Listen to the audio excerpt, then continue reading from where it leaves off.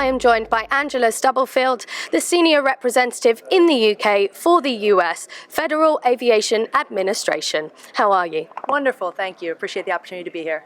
So what will it take to reach net zero in the aviation industry? It's going to take all of us working together. There is no one silver bullet that gets us to net zero. It's a combination of operational efficiencies, innovations in aircraft, as well as sustainable aviation fuels.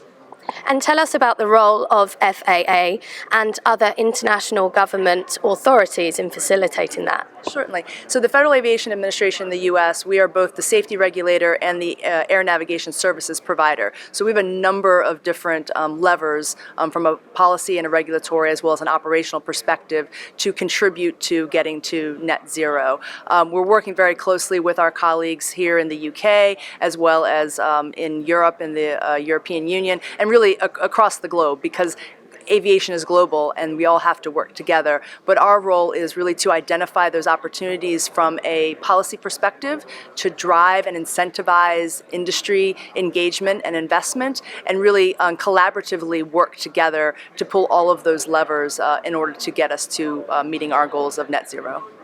And what are the challenges of working together globally to tackle this? A lot of the challenges just have to deal with different countries and different regions being in different evolutionary spaces in terms of aviation, whether that's the type of aircraft that are flying, the use, whether it's short haul or long haul types of flights.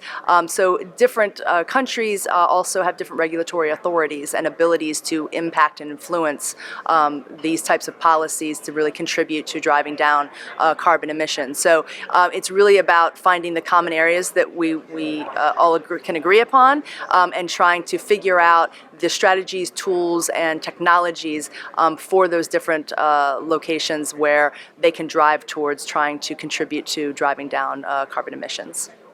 Thank you. And tell us about free route airspace and how that works. So the idea with free route airspace is really around giving operators the flexibility to choose the path that is most efficient for them. And that can be based on a number of things: the type of aircraft they're flying, whether is it passenger or cargo on board, what's the weather, the type of time of day, time of season, that all impact the most efficient route. Efficient routing generally means save time and save fuel.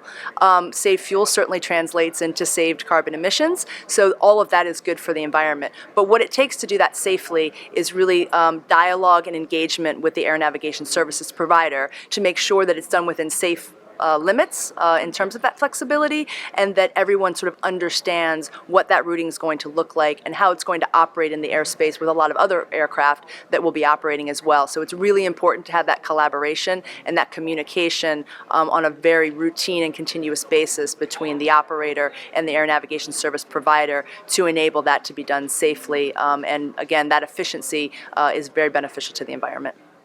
Brilliant. Thank you so much for your time. Pleasure to be here. Thank you very much.